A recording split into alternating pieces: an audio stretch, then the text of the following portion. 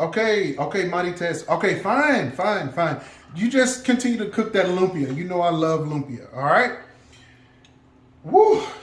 Mighty Test is full of chismosa today. Can somebody please help me with all of this? Now, we're going to talk about the Miss International pageant. The Miss International pageant is a Japanese pageant. And I tell you, if a pageant has a prototype, let me tell you what. This is Athisa Manalo, and this is from 2018. Now, the Philippines actually won this particular pageant in 2016. Take a look at this. Do they not look alike? Well, you can let me know what you think. Okay? Now, most of you know the supranational pageant that I've been talking about. They tend to go for the more darker skin, the more Latin look. But here, it's that more porcelain skin, the dark hair, small symmetrical face, and then they're kind of dainty and skinny. Kind of reminds me of that Sailor Moon. But anyway, that's an anime for those of you that don't know what it is. It's anime. So they don't do a question and answer. They have a memorized speech, which is then translated to Japanese. Because in this particular pageant, it's held in Japan, all of the judges are Japanese. So let's take a look at Athisa Manalo's memorized speech. Miss International is a celebration of youth and empowerment. I've always believed that age is not a barrier to reach our dreams or to have an impact on others. At 15, I started to help programs in my community for street children. At 19, I graduated college. At 20, I realized that I can speak for good causes to a wider audience. That's why I joined our national pageant. If I become Miss International, I would continue being the voice of the youth in showing that nothing is impossible with hard work and determination.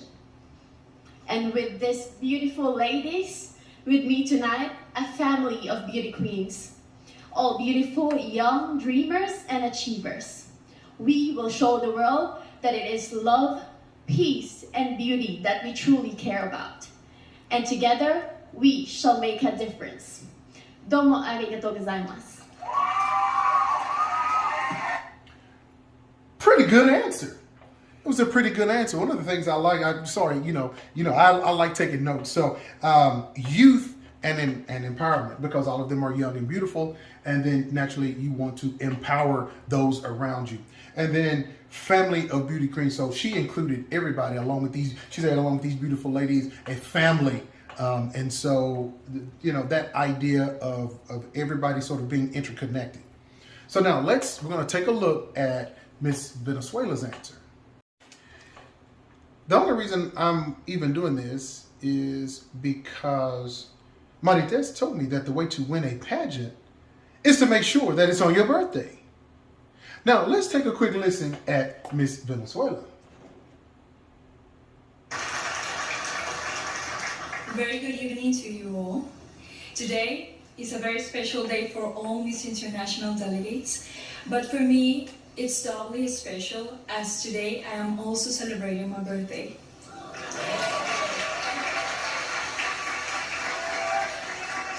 In my country, we have the custom of not revealing our birthday wish, but today I want to make an exception. My dream, my birthday wish is that if I were to be privileged enough to be your next Miss International, I can continue to stimulate children around the world to read. In Venezuela, I have devoted a great part of my time serving as an history teller for less favored populations, and I'm living proof that reading is the way towards knowledge. My goal as Miss International is that every child around the world have access to books that speak about tolerance, respect, and happiness. I firmly believe in the power of dreams to change societies, and think if every one of us takes on the duty of reading a history to a child, that child will be more educated and the world will be happier. That is my birthday wish. Arigatou gozaimashita. Well, I guess that's it. All right. So here we go. Okay. So if you look at her as well, Miss Venezuela, she fit the prototype. Light skin, long dark hair, and she looked gorgeous. She looked absolutely gorgeous. She gave a very nice answer. I don't think it was as in depth as Miss Philippines, because when you begin to talk about empowerment, there's just a different. It adds a little extra depth to your argument or to your speech, because then when you want to empower people, again, it creates this image.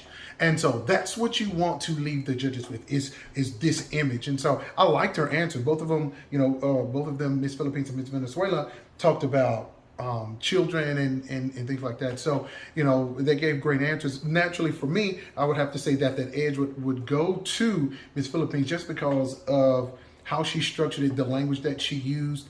Again, youth and empowerment, empowering the youth, just a better command of the language. And that kind of lends itself to this illusion, and creating this illusion within a matter of, I don't know, a minute and whatever it was, minute and a half. And so, but yeah. So Miss Philippines performed well in the swimsuit, and then the other events as well. So I would have given her the edge in this particular competition. That's just me. It is very subjective. I'm sure a lot of other people have different opinions, and I'm okay with that.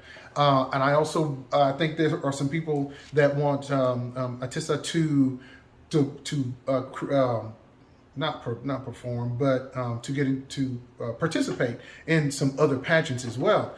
And so, can she do well? I think she can do well. She did a great job here. But again, it's that whole notion of the Philippines is always the first runner-up. At some particular point, we got to get to the point to where, we can, what is it? So all I have to say is, if Athisa, if you participate in Miss Universe, make sure that the coronation night is on your birthday. So then that way, maybe you'll win. And so I'm getting ready to go eat some lumpia. So you guys, if you have any comments, just let me know what you think about this one. Okay, you guys take care.